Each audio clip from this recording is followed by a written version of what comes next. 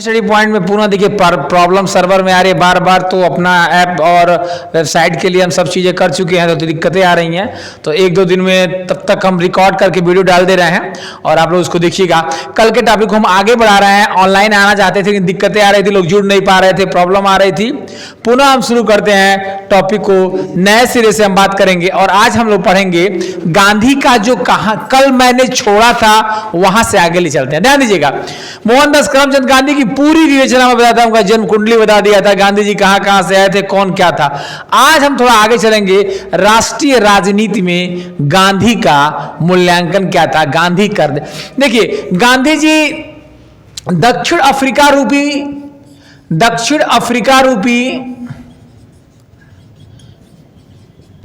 ये प्रयोगशाला से, तो दक्षिण अफ्रीका रूपी प्रयोगशाला से प्रैक्टिकल करके और उस प्रैक्टिकल को धरातल पर उतारने के लिए भारत आए, ऐसा एक अंदाजा लगाता है उपनिवेशवादी या फिर इतिहास लेखन की कई परंपराएं होती हैं। तो राष्ट्रवादी विचारधारा, जो विचारधारा के राइटर हैं, उनका यह मानना है कि राष्ट्रीय राजनीति में दक्षिण अफ्रीका गांधी के लिए एक प्रयोगशाला था और गांधी उस प्रयोगशाला में सफल परीक्षण करने के बाद उसको ग्राउंड लेवल पर लाने के लिए भारत आए। गांधी आए तो गांधी के जो सबसे पहले समर्थक मिले, जो गांधी सबसे पहले अपने गुरु से मिले, गुरु थे गोपाल कृष्ण गोखले। कल आप लोगों को मैं लिखवाया था पूरा बात को। अब देखिए, गोपाल कृष्ण गोखले से मुलाकात किए गांधी जी, और गांधी मुलाकात करने में गोपाल कृष्ण गोखले ने कहा कि बेटा ये भारत है, थोड़ा घूमना पड़ेगा। तो गांधी जी को 3 वर्ग के लोग मिले। पहले मिले गांधी को मोटे तौर पर भारत में कृषक मिले, मजदूर मिले और जमींदार।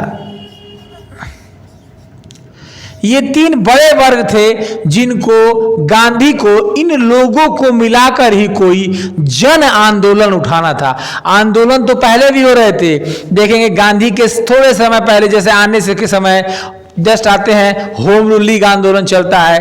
होम रूल लीग आंदोलन एनी बेसेंट, बाल गंगाधर तिलक के द्वारा अलग अलग दायरा बना के चलाया जाता है, लेकिन ये अंधेरे में जलते हुए दिए के समान था। ये यूपीएससी का क्वेश्चन है कि होम रूल लीग आंदोलन अंधेरे में जलते हुए दिए के समान था, यानी कि वो छोटे स्तर पर था, गांधी को इसे बड़े स्तर तक लाना था।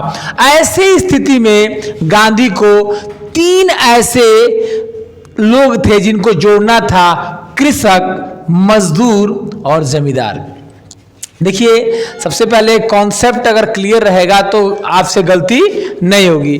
ध्यान दीजिएगा, कॉन्सेप्ट का बहुत रोल है इस परीक्षा में, क्योंकि लोग कहते हैं कि इतिहास है, ज्योग्राफी है, जो भी है, सब में कॉन्सेप्ट है। देखिए गांधी का, देखिए जो पहला आंदोलन था वो कृषक आंदोलन था, और कृषक आंदोलन कैसा था अगर इसकी बात करेंगे, जो पहला कृषक आंदोलन था वो था चंपारण सत्याग्रह। देखिए, चंपारण सत्याग्रह गांधी का पहला मूवमेंट था। याद रखिए, 3 वर्ग थे, पहला वर्ग किसान था। किसानों को जोड़ने के लिए गांधी जी ने सबसे पहला जो आंदोलन शुरू किया वो चंपारण। और इसकी शुरुआत हुई कैसे? गांधी की सबसे पहले मुलाकात हुई राजकुमार शुक्ला से, जब राजकुमार शुक्ला 1916 के लखनऊ अधिवेशन में सम्मिलित होने आए थे। उसी वक्त वहां से जब वो बाहर निकल रहे थे तो कहीं उसके बाद सम्मेलन के बाहर गांधी जी से मुलाकात हुई थी राजकुमार शुक्ला की। राजकुमार शुक्ला ने कहा था कि कुछ समस्याएं हैं चंपारण में, यूरोपीय बागान मालिक हैं, हमारे यहाँ के किसानों को मजबूर करते हैं 3 कठिया प्रणाली अपनाने के लिए। 3 कठिया क्या था? चंपारण में प्रथा थी 3 कठिया। 3 कठिया का मतलब होता है कि 1 बीघे में, यानी 20 कट्ठे में 3 कट्ठे पे 20 कट्ठे में 3 कट्ठे पे नील की खेती करना अनिवार्य था। ये एक प्रथा थी जो चंपारण में चल रही थी। अब क्या था, किसान मजबूर होके नील की खेती करना चाहता, न चाहते हुए उसे करना पड़ता था। ये थी तीन कठिया प्रणाली। अब तीन कठिया प्रणाली के विरोध में किसानों ने लामबंद हुए, आंदोलन शुरू करना चाहते थे। ऐसी परिस्थिति में राजकुमार शुक्ला, जो कि यह बात पहले ही गांधी जी से अवगत करा चुके हैं, एक लेटर लिखते हैं कि गांधी जी को कि आप आइए और चंपारण सत्याग्रह में आकर हमारी समस्याओं को देखिए। गांधी जी चंपारण जाते हैं और जैसे ही चंपारण गांधी जी पहुंचते हैं तो वहां पर देखिए, गांधी कहा जाता है गांधी नेता थे नहीं, कुछ लोग कहते हैं जैसे सबाल्टर्न इतिहासवादी कि गांधी नेता बना दिए गए। कहने का मतलब ये है कि परिस्थितियां भी गांधी के साथ साथ चल रही थी।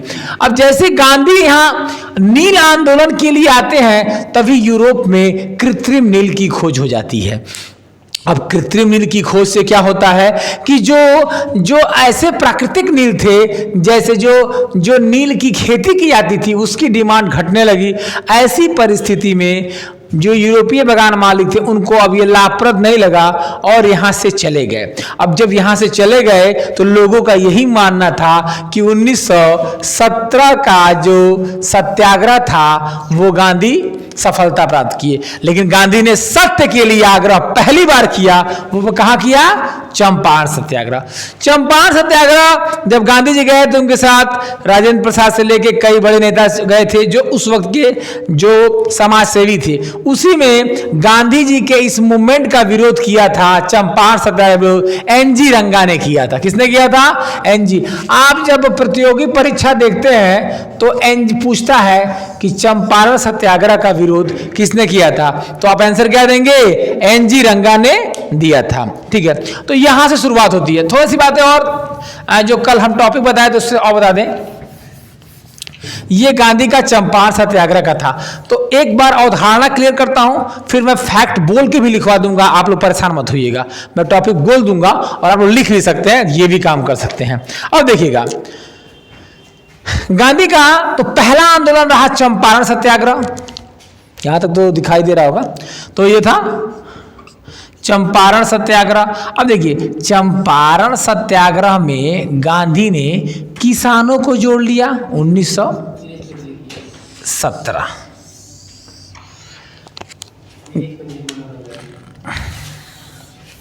मैं फिर लिख दे रहा हूं, चंपारण सत्याग्रह को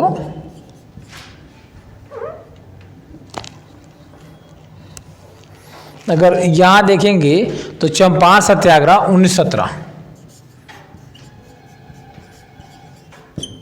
चंपारण कहिए, ये था 1917 चंपारण, ये था सत्याग्रह।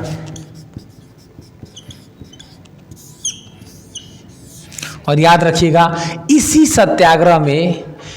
सत्याग्रह में रविन्द्रनाथ टैगोर ने गांधी को महात्मा की उपाधि दी थी चंपारण सत्याग्रह में। तो रविन्द्रनाथ टैगोर ने गांधी जी को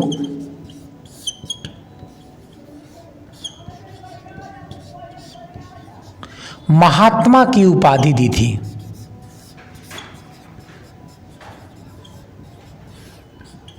ठीक है ना, गांधी जी को महात्मा की उपाधि किसने था? रविन्द्रनाथ टैगोर ने। कहाँ दिया था? 1917 के चंपारण सत्याग्रह में। देखिए, ध्यान से आराम से आप पूरा चीज लिख सकते हैं, मैं वो कोई चीज नहीं छोड़ूंगा, फुल्ली पूरा बैच लूंगा, परेशान मत होइएगा आप लोग। बस आइए, 2 से 3 दिन में मैं लाइव भी आ जाऊंगा। आज भी आने का प्रयास किया लेकिन दिक्कत सर्वर का हुआ, नेटवर्क का हुआ, इशू हो जा रहा है, प्रॉब्लम है थोड़ा सा, तब तक आप लोग मैनेज करिए। अब देखिए, चंपारण सत्याग्रह 1917 ये हुआ। इसी आंदोलन के दौरान गांधी जी को रविन्द्रनाथ टैगोर ने क्या दिया? महात्मा की उपाधि दी। ध्यान दीजिएगा, अगर बात करेंगे महात्मा की उपाधि की तो रविन्द्रनाथ टैगोर कौन थे? रविन्द्रनाथ टैगोर की जब बात करेंगे, ये राष्ट्रगान जो था, हम बताए थे, भारत का राष्ट्रगान, नेशनल एंथम, राष्ट्रगान को लिखने का कार्य किया था रविन्द्रनाथ टैगोर। रविन्द्रनाथ टैगोर, दूसरी बात, ये राष्ट्रगान लिखे। दूसरी बात इनके बारे में जान लीजिएगा, ये पहले ऐसे व्यक्ति हैं अगर कहा जाए भारत के, दुनिया के तो दूसरे व्यक्ति हैं, पहले ऐसे व्यक्ति हैं जो 2 देशों का लिखे हैं राष्ट्रगान। पहला भारत का राष्ट्रगान लिखे हैं, तो भारत का और बांग्लादेश का। एक बात और जान लिए, स्टैटिक जीके में बता दे रहे हैं। अगर बात करेंगे दुनिया में एक और व्यक्ति थे, चीन के थे सन्यात सेन। सन्यात सेन ये एक और व्यक्ति थे जो 2 देशों का राष्ट्रगान लिखे थे, एक चीन का लिखे थे और एक ताइपेई का लिखे थे। तो ताइपेई और चीन का 2 देशों का राष्ट्रगान लिखे थे सन्यात सेन और 1-2 का लिखे थे रविन्द्रनाथ टैगोर। तो एक बेसिक जानकारी थी, मैंने आपको दे दिया कि इसको आप लिखे रहिएगा।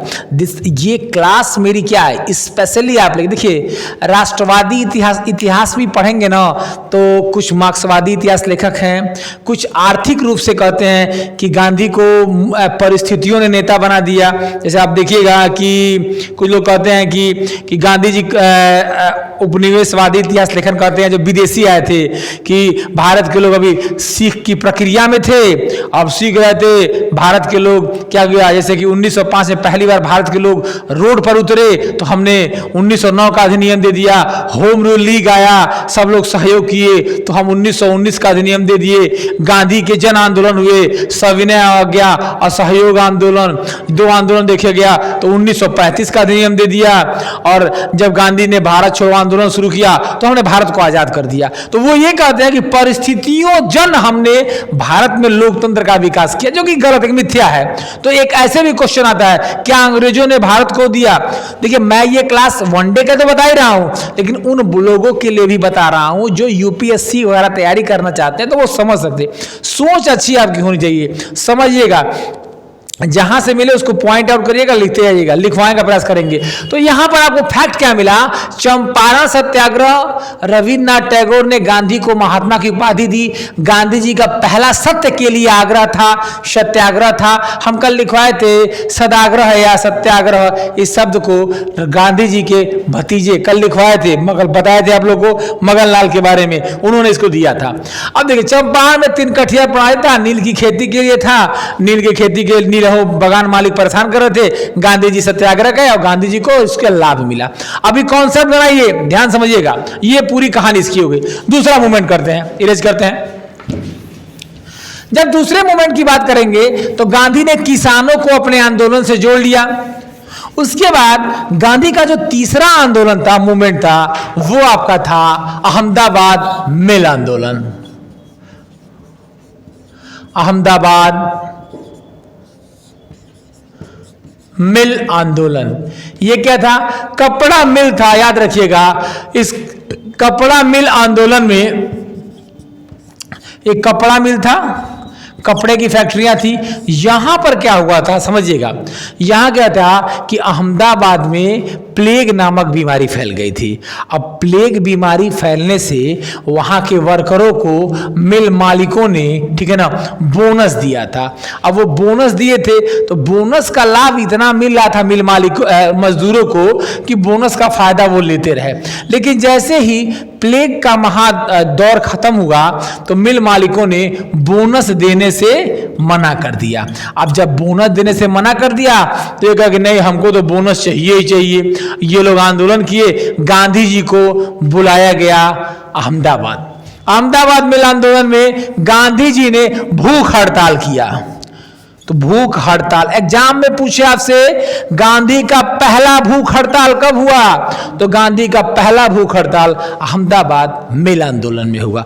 इस आंदोलन में गांधी जी ने मजदूरों की तरफ से हड़ताल किया और अंततोगत्वा मजदूरों को जो मांग थी 22%, उस परसेंट को मांग के हिसाब से 35% टैक्स में क्या कर दी गई, बोनस में वृद्धि कर दी गई। यानी 35% बोनस देने के लिए मिल मालिक मान गए। तो यहां पर भी एक नया कॉन्सेप्ट बना और गांधी ने मिल मजदूरों को जोड़ा। और मिल को जब जोड़ा तो मजदूरों को लगा कि हमारा मसीहा आ गया, तो कृषक को जोड़ा, फिर मजदूर को जोड़ दिया। अब देखिए, फिर तीसरे में आते हैं। अब इसके बहुत से फैक्ट है, कौन विरोध किया, लेकिन मेरा कॉन्सेप्ट समझ लीजिएगा। तीसरा आंदोलन जब आते हैं, अभी कौन विरोध किया, कौन क्या किया, ये बात हम नहीं बता रहे हैं, पहले हम क्रम समझ लीजिएगा। तो पहला चंपारण 17 में, क्योंकि आपको अरेंज मिलाने के लिए भी आता है कौन पहले हुआ है। तो पहले चंपारण यानी किसान, फिर मजदूर, फिर अब तीसरे पे आते हैं फिर किसान। खेड़ा, गुजरात के खेड़ा में 1918 में, देखिए अहमदाबाद भी 18 में था, अहमदाबाद जो था ये 18 में था, मतलब 1918 में था, और खेड़ा भी 1918 में, 1 महीने की अंतर है, ठीक है ना। अब देखिएगा, और चंपारण हो गया 17 में, ये चंपारण तो पहले लिखवा दिए हैं, चंपारण हो गया आपका 17 में, ध्यान दीजिएगा 1917 में। तो 3 आंदोलन, तो पहला चंपारण, फिर गाड़ी ऐसे गई, फिर ऐसे आ रही है। यहां पर गांधी ने फिर कृषकों के लिए आंदोलन किया। अब हुआ क्या था यहां पर, खेड़ा आंदोलन में गांधी जी को यहां पर इंदुलाल याज्ञिक, सरदार वल्लभ भाई पटेल, ये लोग मूवमेंट कर रहे थे, आंदोलन कर रहे थे, आंदोलन चल रहा था वहां। तो वहां पर अब क्या था कि वहां पर अकाल पड़ गया था, वहां पर वर्षा कम हुई थी, दिक्कतें आ गई थी, परिणाम स्वरूप अन्न का उत्पादन ज्यादा नहीं हुआ था, और जब अन्न का उत्पादन नहीं हुआ तो भी उनसे कर लिया जा रहा था। तो कृषकों ने प्रोटेस्ट किया, जिसके लिए आंदोलन किया, और जब ये आंदोलन बढ़ा आगे तो गांधी जी को बुलाया गया, गांधी जी गए वहां, वार्ता किए, आंदोलन में भाग लिए, और ये कहा गया कि भैया जो इस कर देने लायक है वो कर दे, और जो नहीं देने लायक उसका कर माफ कर दिया गया। कुल मिला के यहां भी गांधी की जीत हुई। तो देखिए गांधी का हम दिखाते हैं, गांधी का कॉन्सेप्ट है, याद करते हैं आपको, संघर्ष विराम संघर्ष,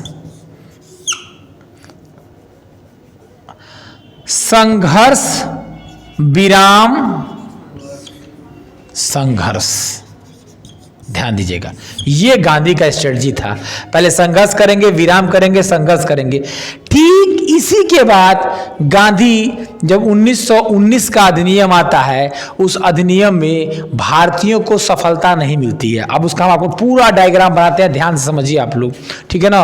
पूरा डायग्राम बनाते हैं, उसको आप लोग देखेंगे, करेंगे, और क्या करिएगा कि आप लोग इस पूरे टॉपिक को आप लोग स्क्रीनशॉट करके ले लीजिएगा, हम बताते हैं कैसे, पूरा समझिएगा। देखिए ये आपका कॉन्सेप्ट जानना जरूरी है। देखिए सबसे पहले देखिए, गांधी का पहला आंदोलन था चंपारण, दिखाई दे रहा है ना, कमेंट करिएगा आप लोग। चंपारण, चंपारण है 1917 में, और ये क्या है, कृषक आंदोलन है, ठीक है ना, ये हो गया कृषक। अब देखिए चंपारण के बाद आता है अहमदाबाद मेल आंदोलन,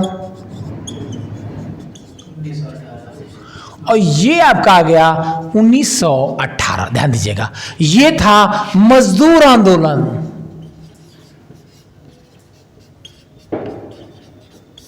ध्यान दीजिएगा, फिर तीसरा है 1, 2, फिर तीसरा आपका आया खेड़ा आंदोलन, और ये आपका आया 1918 में, ठीक है ना, ये भी कृषक आंदोलन था। यहां तक आप लोग समझ रहे हैं। देखिए ये 3 मूवमेंट गांधी के।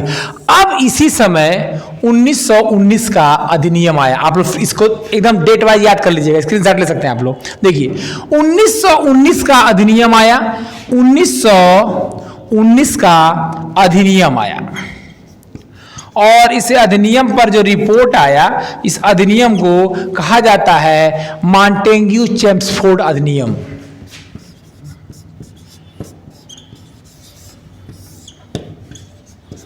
चेम्सफोर्ड, मॉन्टेग्यू चेम्सफोर्ड अधिनियम। एक लोग वायसराय थे और एक भारत सचिव थे। मॉन्टेग्यू चेम्सफोर्ड अधिनियम आया। इस अधिनियम में भारतीय जो अपेक्षा किए थे उस अपेक्षा का पालन नहीं किया गया। क्यों? क्योंकि गांधी जी जब भारत आए 1915 में 9 जनवरी को, इसी समय से प्रवासी दिवस मनाया जाता है 2002 से। थोड़ा सा कल एक टॉपिक था, ध्यान दीजिएगा, 9 जनवरी को प्रवासी दिवस शुरू किया गया। 2002 से ये प्रक्रिया शुरू हुई थी। ध्यान दीजिए, 2003 से, 2 में घोषणा हुई, 3 से शुरू हुआ। तो ध्यान दीजिएगा, गांधी जी के आने के बाद सारे अंग्रेज अधिकारी गांधी से मिले और कहा कि अब चूंकि विश्व युद्ध 1914 शुरू हो गया था यूरोप में, तो कहे कि अब भारतीय लोगों को सेना में भर्ती होने के लिए कहिए। गांधी जी ने कहा कि हमें क्या मिलेगा, तो कहा कि आपको हम युद्ध के बाद आपके यहाँ कोई ना कोई संवैधानिक प्रावधान करेंगे, भारतीयों को कुछ अधिकार देंगे। यही कारण था कि गांधी जी घूम घूम सेना में भर्ती होने के लोगों से कहे और अंग्रेजों ने गांधी जी को भर्ती वाले सार्जेंट बाबा की उपाधि दी। याद रखिएगा, सार्जेंट बाबा की उपाधि दी गई थी गांधी जी को, याद रखिएगा। तो इन लोगों को बहुत अपेक्षाएं थी, किससे? 1919 के अधिनियम से। लेकिन मांगे थे 1919 का अधिनियम और मिला क्या, समझ लीजिएगा। मांगे थे 1919 का अधिनियम और इन्हें मिला रोलेक्ट एक्ट। इसी समय रोलेक्ट एक्ट आ गया भैया। अब देखिए, रोलेक्ट एक्ट 1919 में आता है और ये काला कानून था। इस कानून की विशेषता क्या थी, ध्यान दीजिएगा।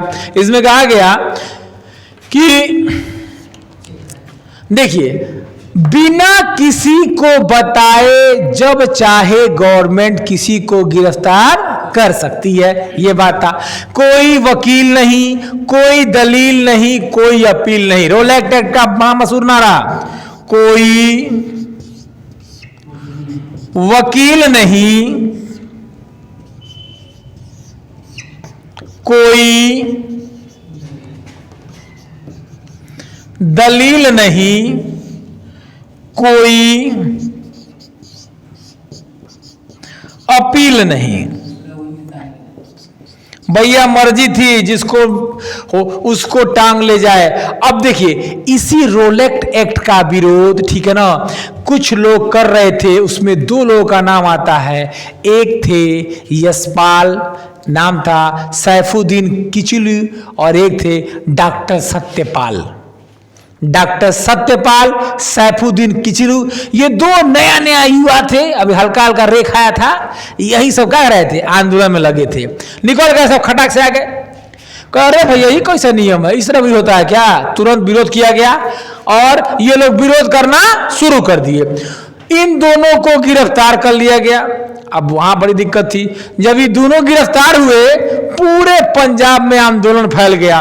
गांधी जी दिल्ली में थे, चले वहां से, कहां? पंजाब। जा रहे थे, रास्ते में पलवल पहुंचे। पलवल में गांधी जी को, हाँ, बलबल हो गया, गांधी जी को पकड़ लिया गया और गांधी यानी हरियाणा के पलवल नामक स्थान पर गांधी को गिरफ्तार कर लिया गया और सैफुद्दीन किचलू से मुलाकात नहीं हो पाई। लेकिन अब ये कार्यक्रम चल रहा था, ध्यान दीजिएगा, ये सब चीजें हो रही थी। परिणाम क्या हुआ कि सैफुद्दीन किचलू के गिरफ्तारी को लेकर पूरे पंजाब में एक भाव बन गया था। इस दिन 13 अप्रैल 1919 की बात है, बड़ी बात, ध्यान दीजिएगा, खतरनाक दिन था। इस दिन बैसाखी का दिन था, पर्व मनाया जा रहा था। पंजाब में फसल कटने वाले थे। सायं 4 बजे सैफुद्दीन किचलू और डॉक्टर सत्यपाल के गिरफ्तारी का विरोध करने के लिए, ध्यान दीजिए, सैफुद्दीन किचलू और डॉक्टर सत्यपाल का गिरफ्तारी का विरोध करने के लिए पूरे जलियांवाला बाग में, अमृतसर में एक सम्मेलन बुलाया गया था कि आएंगे लोग, अपना कहेंगे, विरोध करेंगे। लगभग 20,000 लोग होंगे, पूरी भीड़ जमी हुई थी। लेकिन उसी दिन अंग्रेजों ने खेल खेला। 2 ठो डायर थे, एक था ओ डायर और एक था आर डायर। हाँ, दोनों बड़े डायर थे, डायन की तरह काम किए। ओ डायर और आर डायर, एक बंगाल का, पंजाब का गवर्नर था और एक उस दिन पंजाब का लेफ्टिनेंट गवर्नर था। तुरंत आता है और आर डायर खड़ा हो जाता है और उसी दिन एक घोषणा दी, सुबह से ही मार्शल लॉ लग जाता है, सेना कानून लग जाता है। लोग इससे अनभिज्ञ थे, बच्चे गुब्बारे खरीद रहे थे, चारों तरफ से क्या मिल रहा था, एकदम बड़ा अच्छा दृश्य था। तभी क्या हुआ, आता है डायर और गोली चलाने का आदेश हो जाता है। चारों तरफ में हाहाकार मच गया और अमृतसर के जलियांवाले बाग में चित्कार मच गया। बहुत समस्याएं उत्पन्न हो गई और इसमें काफी लोग हताहत हुए। इसमें काफी लोग हताहत हुए। कहा जाता है कि एक एक ऐसा व्यक्ति था, कहा जाता है कि उसका नाम था हंसराज। हाँ, एक हंसराज नामक व्यक्ति था जिसने गद्दारी कर दी थी, उसी ने आंदोलन किया था और बाद में वही मिल गया और उसी के मिलने से ये मतलब कि ये घटना घटी। और जलियांवाला बाग में सरकारी रिपोर्ट में तो संख्या बहुत कम बताई गई, ठीक है ना, लेकिन कहा गया कि 389 लोग मारे गए सरकारी रिपोर्ट में। लेकिन जब कांग्रेस ने अपनी कमेटी बैठाई तो जलियांवाला बाग कांड के लिए, उसका नाम था तहकीकात कमेटी, कांग्रेस ने जलियांवाला बाग कांड की जांच के लिए तहकीकात कमेटी बैठाई और तहकीकात कमेटी के अध्यक्ष थे मदन मोहन मालवीय। तो उसमें कहा गया कि मरने वालों की संख्या 1000 से कम नहीं थी और जो मरे हैं उनको कुछ न कुछ मुआवजा दिया जाए और जो दोषियों को दंडित किया जाए। जबकि अंग्रेजों ने हंटर कमीशन बनाया और हंटर कमीशन ने कहा ना ना भैया बहुत बढ़िया हुआ है, कोई गलती नहीं थी, और जनरल डायर को ब्रिटेन की संसद में सम्मानित किया गया। यही था ब्रिटेन का राष्ट्रवाद, ब्रिटेन ने सम्मानित किया। लेकिन जब देश आजाद हुआ और आजादी के लगभग 70 साल हो गए और जब ब्रिटेन के प्रधानमंत्री ने, जब मनमोहन सिंह जी देश के प्रधानमंत्री थे, तो जाकर संसद में माफी मांगा कि हम जलियांवाला बाग कांड के लिए क्या है, माफी मांगते हैं। तो ऐसी घटनाएं होती रहती हैं। जैसे देखिए हमारे यहाँ कोहिनूर हीरा कहाँ है, महारानी के तख्त जो मुकुट है उसमें है, जबकि था कहाँ, ब्रिटेन की महारानी तो लगाई है कोहिनूर, लेकिन तख्ते ताउस में था। तख्ते ताउस को मयूर सिंहासन कहता है। मयूर सिंहासन का निर्माण शाहजहां ने कराया था और उसका वर्णन किया है ट्रेवेर्नियर ने। ये तथ्य है, जब मध्यकालीन भारत पढ़ाएंगे तब जुड़े रहिए, नए नए तथ्य मिलेंगे, बड़े ही रोचक मिलेंगे, ठीक है। तो ये था रोलेट एक्ट। तो रोलेट एक्ट का विरोध हुआ और जलियांवाला, इस कांड के बाद, इस कांड से गांधी जी इतने दुखी हुए कि उन्होंने क्या कहा, उनको जो दिया गया था, गांधी जी को कैसरे हिंद की उपाधि त्याग दिया। रविन्द्रनाथ टैगोर को नाइट की उपाधि दी गई थी, उन्होंने उसको त्याग दिया, कहा मुझे कोई नाइट नहीं चाहिए, कोई उपाधि नहीं चाहिए। और शंकर नायर जो कि अंग्रेजों के भारत में गवर्नर जनरल की कार्यकारिणी में सदस्य थे, उन्होंने इस्तीफा दे दिया। यानी पूरे भारत में इसका बड़ा ही विभत्स रूप से विरोध किया गया। तो ये था जलियांवाला बाग कांड का एक छोटा सा अंश। ये सब आप चीजें मैं आपको बोल के क्रम से लिखवाऊंगा, ठीक है। तो ध्यान दीजिएगा, जो इसको आप क्या करिएगा, इस टॉपिक को यह करिएगा। अभी जलियांवाला बाग कांड तक हम टॉपिक